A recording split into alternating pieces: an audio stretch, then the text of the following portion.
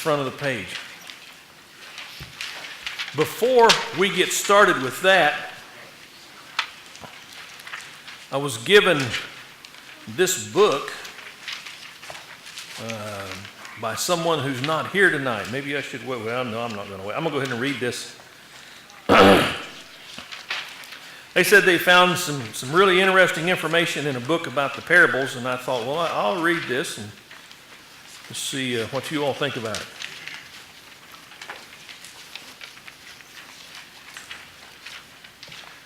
Once upon a time, a man went from Jerusalem to Jericho and fell among thieves. The thieves threw him into the weeds, and the weeds grew up and choked that man. And he went on and met Queen of Sheba, and she gave that man 1,000 talents of gold and silver and 100 changes of raiment. He then got in his chariot and drove furiously to the Red Sea. And when he got there, the waters parted, and he drove to the other side. On the other side, he drove under a big olive tree and got his hair caught on a limb and was left hanging there. And he hung there many days and many nights, and the ravens brought him food to eat and water to drink. One night while he was hanging there asleep, his wife Delilah came along and cut off his hair, and he dropped and fell on stony ground. The children of a nearby city came out and said, "Go up, thou bald head, go up, thou bald head." And the man cursed the children, and 2 she-bears came out of the woods and tore up the children. Then it began to rain, and it rained for 40 days and 40 nights, and he went in and hid himself in a cave. Later he went out and met a man and said, "Come and take supper with me." But the man replied, "I cannot come, for I have married a wife." So he went out into the highways and byways and compelled them to come in, but they would not heed his call. He then went on to Jericho and blew his trumpet 7 times, and the city walls came tumbling down. And as he walked by one of the damaged buildings in the city, he saw Queen Jezebel sitting high up in a window, and when she saw him, she laughed and made fun of him. The man grew furious and said, "Toss her down," and they did. And then he said, "Fling her down again," and they did. And they threw her down 70 times 7. And the fragments they gathered up were 12 baskets full. The question now is, whose wife will she be in the day of the resurrection? And I've been given this book in confidence, but I'll tell you the initials of the fellow was James Bentley. So that's kind of a modern day parable, I guess, piecing things together. A modern day terrible. I like that. That's a good title for that. A terrible. All right, let's read from Matthew chapter 13.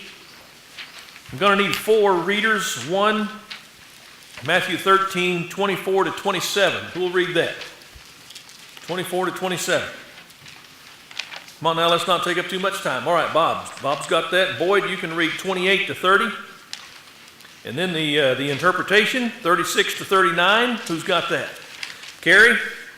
And 40 to 43 is the last part tonight. Who's got 40 to 43? Okay, Donnie. I knew your hand was going to go up. Yeah. All right, let's read this parable and its interpretation. What's that? Where are we starting again? We're starting in Matthew 13, verses 24 to 27. That's what you've got. The next section is 28 to 30. Then we're skipping down to the interpretation Jesus gives in 36 to 39, and then 40 to 43. All right, here we go. 24 to 30. 24 to 30. Okay. But you're reading 24 to 27. Okay. 24 to 27 for you, and 28 to 30. Did I ever say that right? Yeah, Okay. you did. I'm just not hearing good. Jesus presented another parable to them, saying, "The kingdom of heaven may be compared to a man who sowed good seed in his field. But while his men were sleeping, his enemy came and sowed tares among the wheat and went away. But when the wheat sprouted and bore grain, then the tares became evident also. The slaves of the landowner came and said to him, 'Sir, did you not sow good seed in your field? How then does it have tares?' An enemy did this," he replied. The servants asked him, "Do you want us to go and pull them up?" "No," he answered, "because while you are pulling the weeds, you may root up the wheat with them. Let both grow together until the harvest. At that time I will tell the harvesters, first collect the weeds, tie them in bundles to be burned. Then gather the wheat and bring it into my barn." All right, drop down to verse 36. Then he left the crowds and went into the house, and his disciples came to him and said, "Explain to us the parable of the tares of the field." And he said, "The one who sows the good seed is the Son of Man, and the field is the world. And as for the good seed, These are the sons of the kingdom, and the tares are the sons of the evil one. And the enemy who sowed them is the devil. And the harvest is the end of the age, and the reapers are angels. Just as the Son of Man will send his angels, and they will gather out of the kingdom all causes. Oh, jumped a lot of spots, didn't it? Just as the weeds are gathered and burned with fire, so will it be at the close of the age. The Son of Man will send his angels, and they will gather out of his kingdom all causes of sins and all lawbreakers, and throw them into a fiery furnace. In that place there will be weeping and gnashing of teeth. Then the righteous will shine like the sun in the kingdom of their Father. He who has ears, let him hear. Very good. Thank you all. Number 2, the tares among the wheat, 13:24-30, is also stated to be a parable. Not all parables are said to be parables. Sometimes you just got to figure it out. Matthew records that Jesus' apostles specifically blanked him to explain this parable. Did somebody say asked? Yes, they specifically asked him to explain this parable, which he does in 13:36-43. The fact that they asked for an explanation seems to imply at least 2 things. First, they evidently did not immediately blank the parable. Understand it. That makes me feel better. Secondly, they must have blanked to understand it.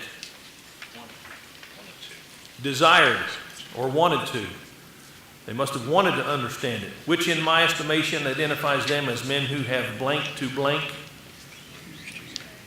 Ears to hear, as Jesus said in 13:9, 16, and 43. The ears to hear, I want to elaborate on this just a little bit. It doesn't mean that if you've got ears to hear, you'll immediately understand the parables. They had ears to hear. They wanted to understand. That's what I think Jesus is talking about. Those who will seek will find. Those who will knock, the door will be opened. Those who ask, it'll be given to them. Doesn't mean you're automatically going to understand everything. It means you want to, and you're seeking that. You're pursuing that. That's what I believe Jesus is talking about when he says some have ears to hear and some don't. All right, Jesus' explanation of this parable. The Son of Man is the blank. Good seed. Is he the good seed? Sower. He's the sower. He's the one who sows. And we understand blank to be the Son of Man. Who is the Son of Man? Jesus himself. Jesus. That's Jesus. Pause there and go back to Matthew chapter 8 and look at verse 20. I believe this is the first time in Matthew's gospel that Jesus refers to himself as the Son of Man. Why would he refer to himself as the Son of Man? Any ideas about that? Okay, I believe that's right. He is identifying himself with man. He is human. How human is he? He's 100% human. How divine is he? Very. He's 100% divine as well. No other being, no other person, not even the Father, is 100% human and 100% divine. But Jesus is. And he refers to himself from time to time in proper context as the Son of Man. If you go back also to Daniel chapter 7, because sometimes we see phraseology like this and we just sort of pass over it.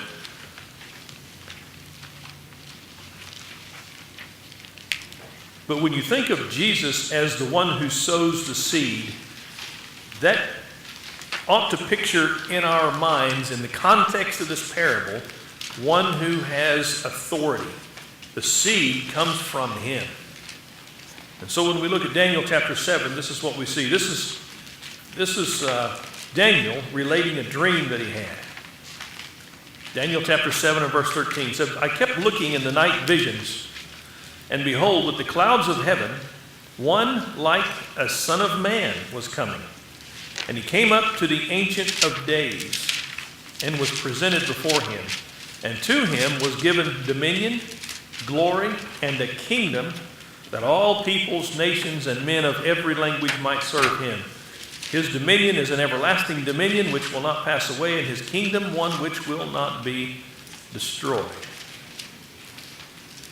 How did Jesus ascend back to the Father after his resurrection? It was about 50 days after his resurrection, but how did he ascend? It's in Acts chapter 1. He went back in the clouds. The clouds received him out of their sight. As the apostles watched, Jesus ascended. He lifted off from the earth, and it says the clouds received him out of their sight. And Daniel is seeing a prophetic vision of that taking place. And what Daniel is seeing is one like the Son of Man who ascends back to the Father, and as soon as he returns to the Father, what's given to the Son of Man? You can read it, it's okay. Everlasting dominion. Dominion, power, glory. So when you see this phrase, Son of Man, don't think of it as just some nickname Jesus had. It has great meaning. Its meaning is from God. Jesus was God in the flesh, but he related to men as the Son of Man, one who was fully human. Paul would later mention him as the man Jesus Christ in heaven for us. All right. Questions, comments, observations about any of that? Or you said how he ascended back to heaven in the clouds there. Yes. So you didn't ascend on his own power and authority. He ascended by the power of God himself. Yes, he said, Matthew recorded his Ascension.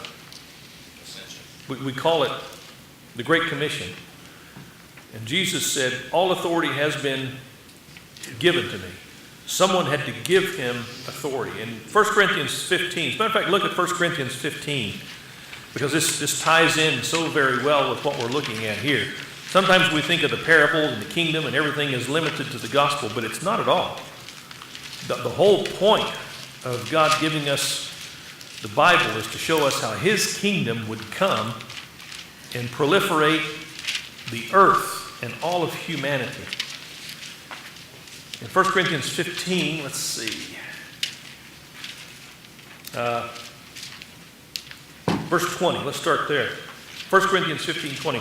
But now Christ has been raised from the dead, the first fruits of those who are asleep. For since by a man came death, by a man also came the resurrection of the dead. By a man came death, by a man came the resurrection, Son of Man. There it is. For as in Adam all die, so also in Christ all will be made alive. But each in his own order. Christ the first fruits. After that, those who are Christ at his coming. Then comes the end, when he hands over the kingdom to God and the Father, when he has abolished all rule and all authority and power, for he must reign until he has put all enemies, or all his enemies under his feet. The last enemy that will be abolished is death. Are we reading anything about the last days, the final day in the parables? Of course we are. When are the tares going to be pulled up? At the harvest, judgment, when God sends these angels. Paul is talking about the same thing here. Verse 27, for he has put all things in subjection under his feet.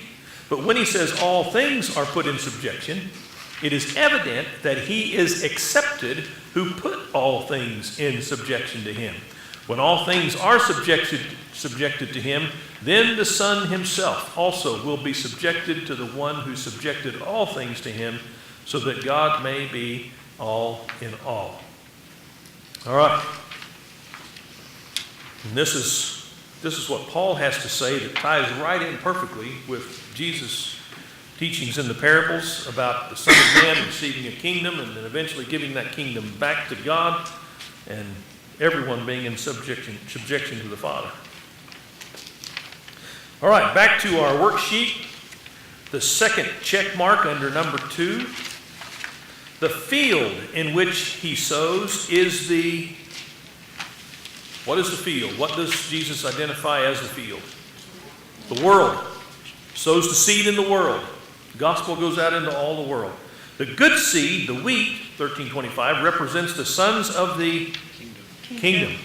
That's us. The tares are the blank of the blank blank. Sons of the evil one. Sons of the evil one. So are there sons of the devil running around on the earth? Sure there are. Oh yeah, they're all over the place. If you're not a son of God, you're a son of the devil. The devil is the blank who sows the tares. Enemy. The enemy. The harvest is the blank of the blank. End of the age. End of the age. The reapers are the Angels. angels. Now, all of these things Jesus reveals to us. We didn't have to study the parable and figure it out. He says, this is what these things are. So according to the parable of the tares, when will Jesus remove the sons of the evil one from his kingdom? The judgment of the last day. In judgment at the last day. Aren't you thankful that God has not put it into our hands to decide who the tares are and who the wheat are? I remember, and you'll remember too, from Matthew chapter 7, verse 21, Jesus saying, not everyone who saith unto me, Lord, Lord, will enter into the kingdom of heaven, but who will? Those who do the will of my Father who's in heaven. For they will come to me on that day, and they'll say, Lord, Lord, haven't we cast out demons in your name, and in your name done many wonderful works? And what will Jesus say to them?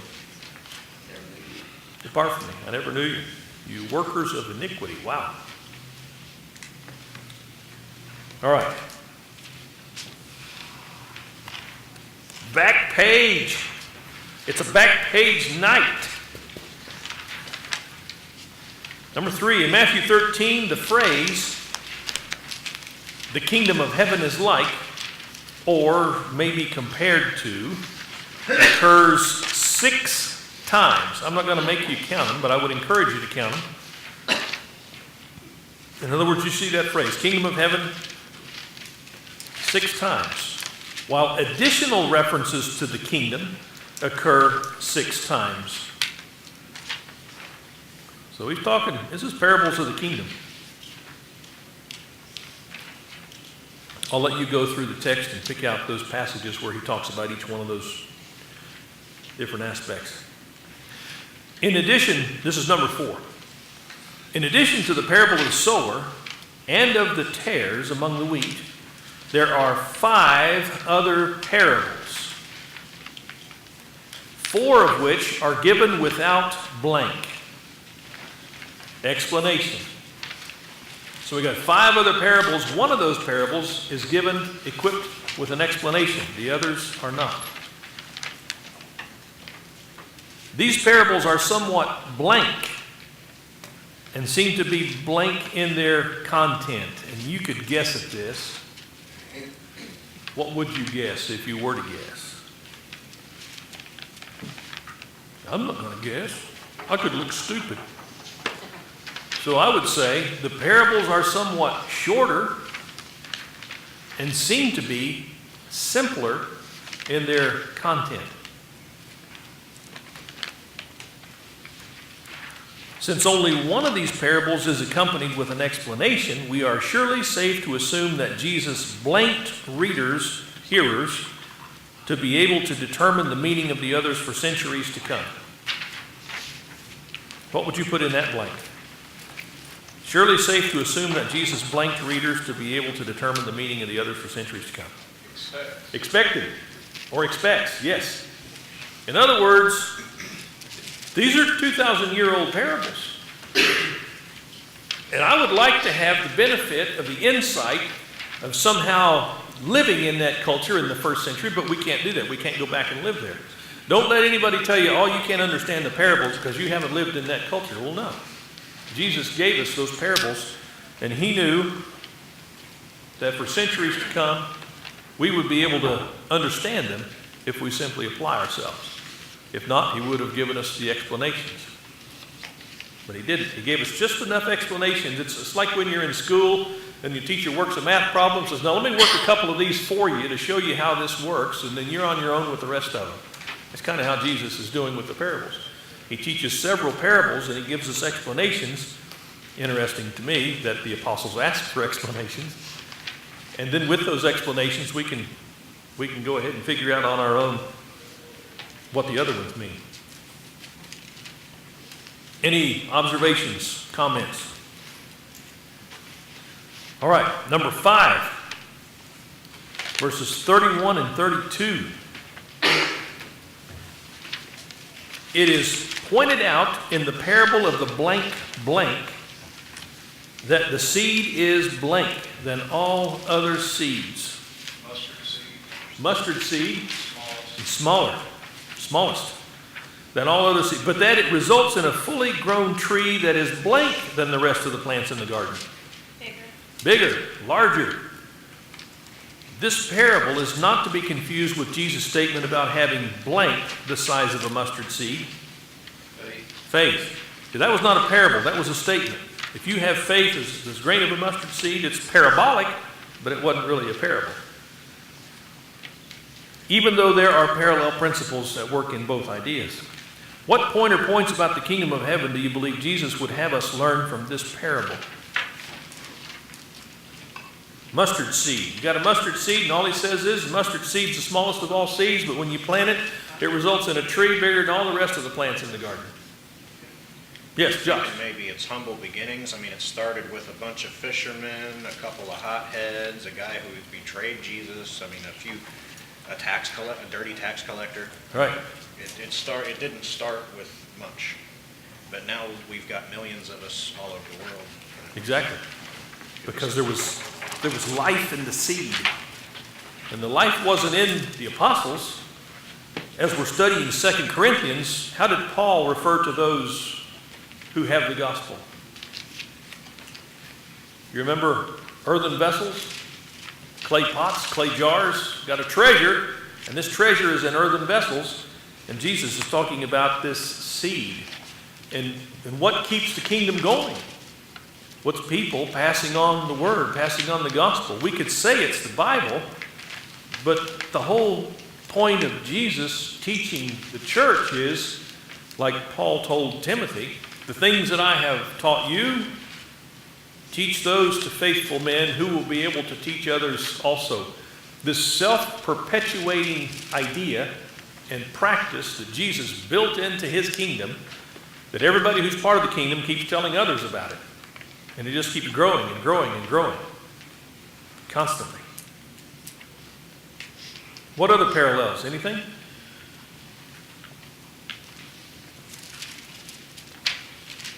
Marty, I look at that as also, it's supposed to perpetuate itself, to grow and renew itself.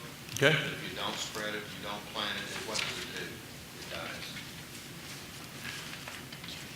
We have, and I got in trouble for this. You know, you got things under your kitchen sink. Somehow that's a place that a lot of things find resting spots there. I got under there the other night because we had some kind of a problem, and took care of the problem. And man, there's a lot of junk under here. It's been under here for ages. I think I'll just throw some of this stuff away. Oh boy, don't you be throwing things away if you didn't put them under there. Debbie had a little foam cup with a torn up plastic lid, and it had some seeds in it.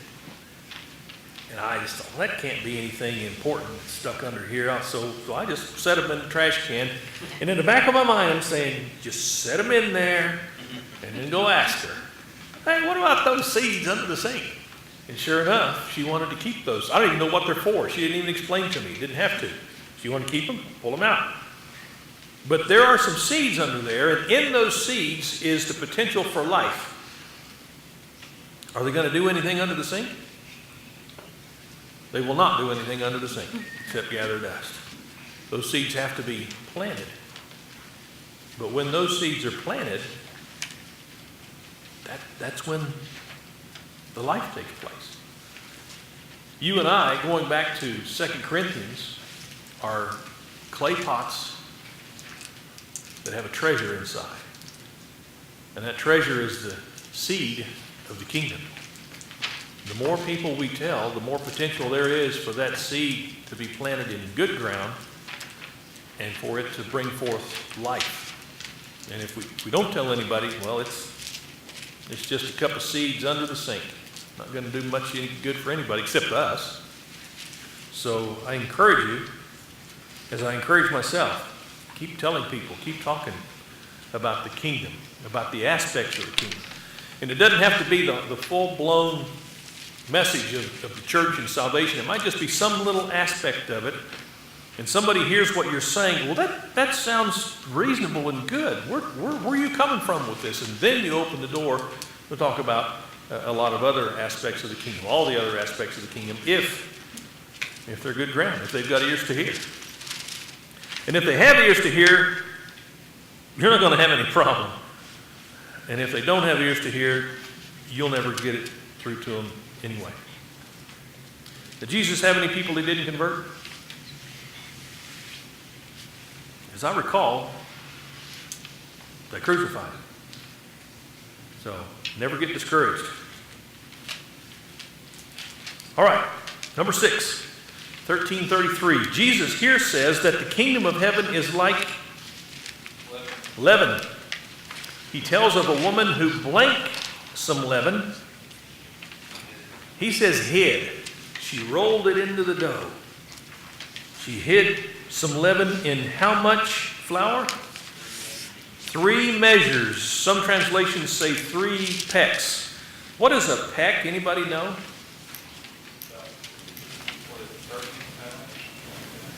Oh, now, I don't know about poundage.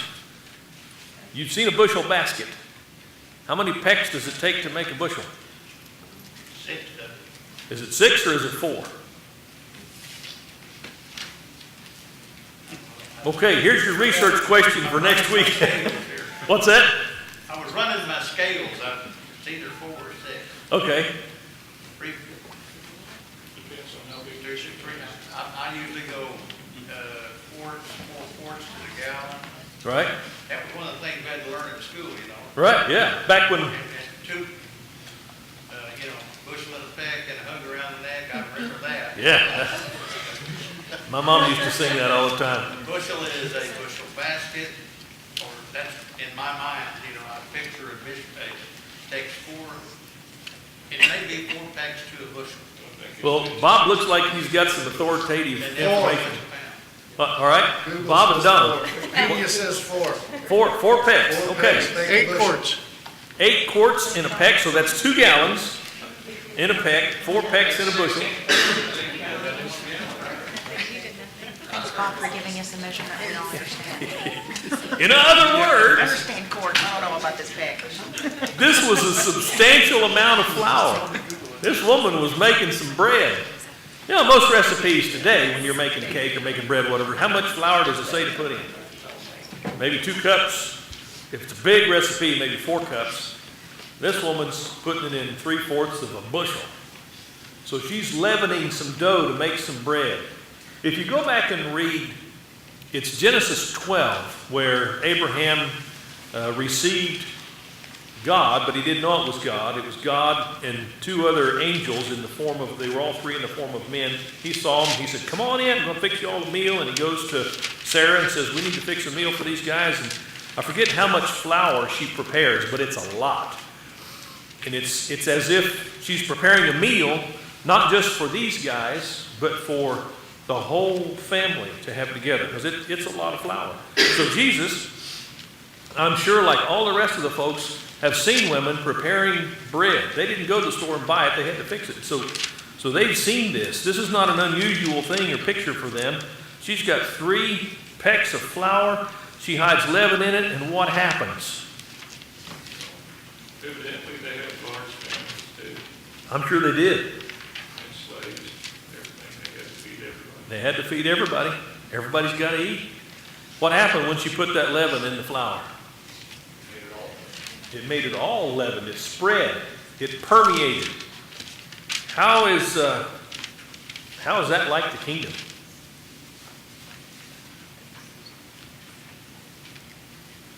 Or how is the kingdom like that? It just shows how little is,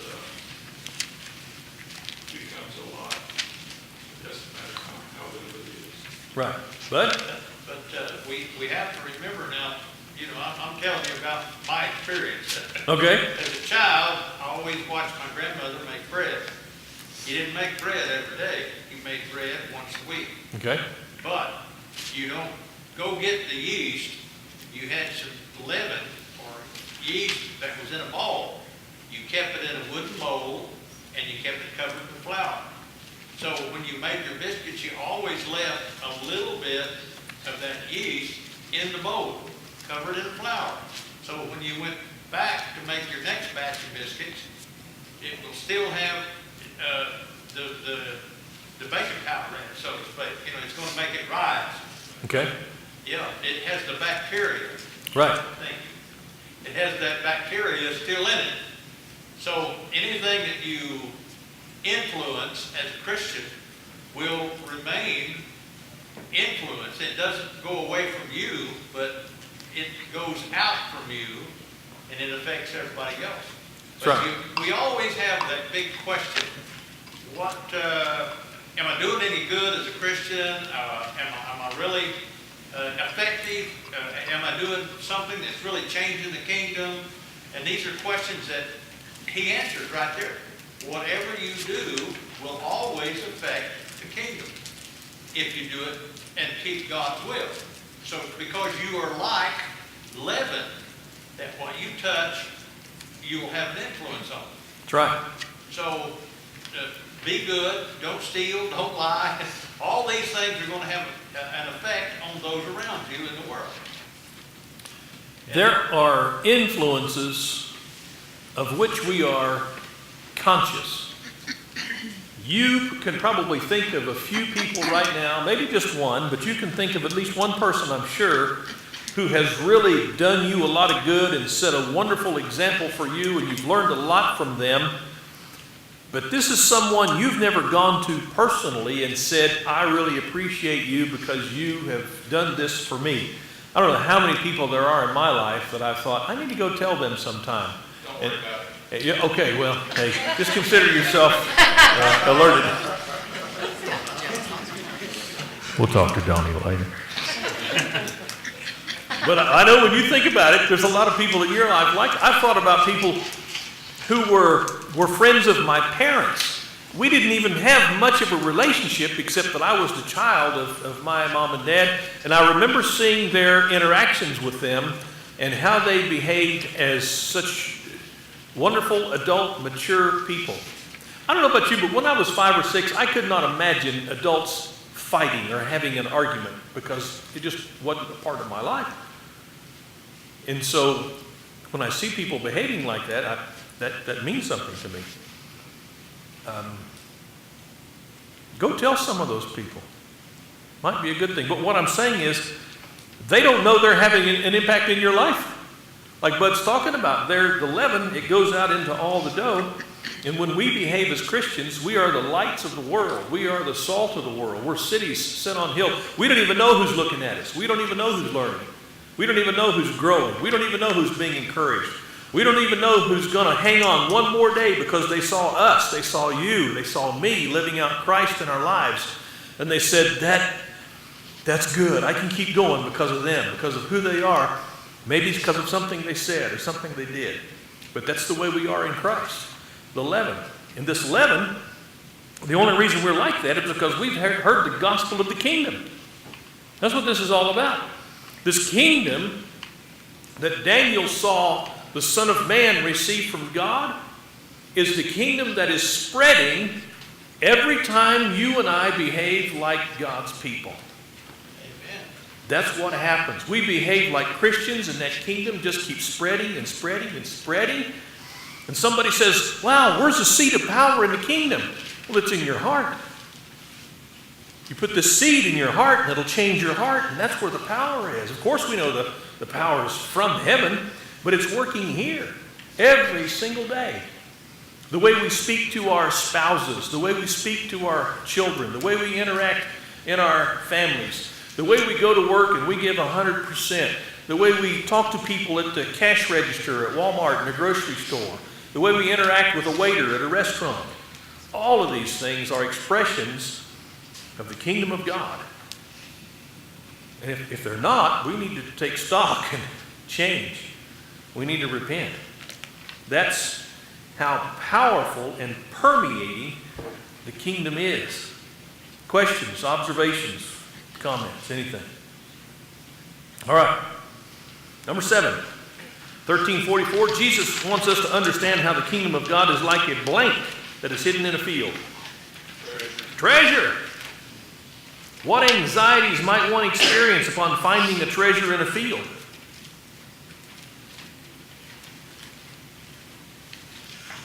But I'm just going to say, is it luck or is it I'm always saying that to myself, is it luck or is it providence? Providence. Is it providence of God? Is it luck or is it providence of God? I like to think that the providence of God is more active in my life than it ever was before I became a Christian. That's right. Because I began to recognize the providence of God for what it is. It wasn't an accident. It was God planned it. And I say, I'm the luckiest guy around. But I say, no, I'm the most fortunate person around because God is my God. Yeah, Harold doesn't say, boy, I've been really lucky today. What's Harold say? The Lord has truly blessed me, because that's this idea of providence and the Lord's activity in our lives.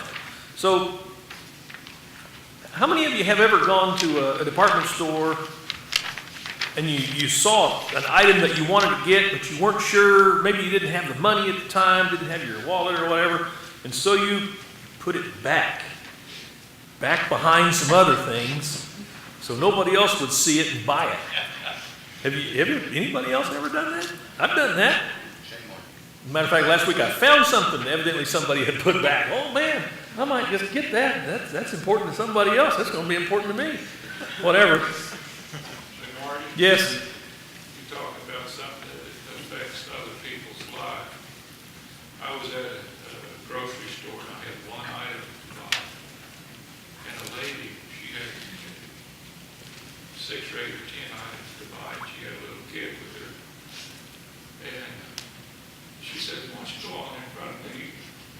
And I said, no, I can wait. No, go ahead. You've only got one item. So I went over there, paid for my one item. And I went in to the lady cashier, she was there, and I said, tell you what, why don't you take this $100 bill and buy hers and go there and give her the change off of it. And she started to say something to the lady behind me. I said, shh, no. And out the door I went. I went out to my pickup and just happened to look when it went down. It affected a bunch of people. Who would drop $100 bill to buy somebody else's stuff and give her the change? Not even go over there and say, I did it. I watched the people that it affected. They run to the counter from other areas. I said, well, now you go over there and you say, it affected the mama or the grandma and the little kid, the cashier, whoever come around and to see what was going down. It affected her husband, her children around, because it spread like wildfire. Yeah, people tell about things like that. Over there, and all the people that has memory of it, did you know, did you hear, did you see? And that's what a little leaven will do. So if I put $100 down, and it quite easily affected 100 people, so that's $1 a piece, that's on the cheap. That's pretty good leavening. That's what you call leavening. And they don't even have to know who you are or anything. Just, here is a deed done, like Jesus said. Let your light so shine before men that they might see your good works and glorify your Father who's in heaven. Over and over and over. That keeps bringing in my mind. Just keep doing good, and you'll be the salt of the earth and the light of the world. In the parable, the treasure is so great that it is worth blank to the one who found it, or all right, like it was a big secret. The treasure is so great that it is worth blank the one who found it owns. Everything. Everything. Think about everything you've got. I mean, in the first century, we would think, oh, they probably weren't as rich as us. But in the first century, they were probably very dependent upon what they did have. We think we're dependent If they didn't have much, they were probably really dependent upon that. And this guy is going to sell everything he's got so he can have that treasure. To have the treasure, the one who found it buys the whole field. Are we to make anything of this particular element of the parable? It's not yours until you own it. Okay, you got to own it. You got to find a way to secure it. It wasn't his field. He wanted to buy the field. Did he want the field? No, He didn't want the field. What did he want? treasure's in the field. Wanted the treasure. Have you ever been willing to take one thing on because you wanted something else that it came with? It's like getting married. What happens when you get married? You get one person? Get the whole family. You get the whole family.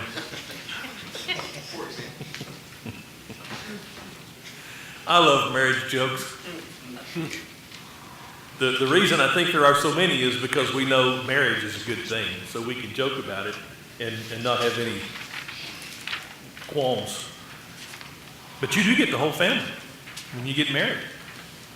When you see the treasure that is your salvation, there's some stuff that comes with it. Oh, now I have to behave myself. Now I have to treat people with kindness. Now I have to subject myself to what the scriptures teach. Now I have to actually do what it says. Now I have to love people. Now I have to care about people. Now I have to be honest. Oh man. Here's the deal. Is any of that stuff good for you? Yes. It's all good for you.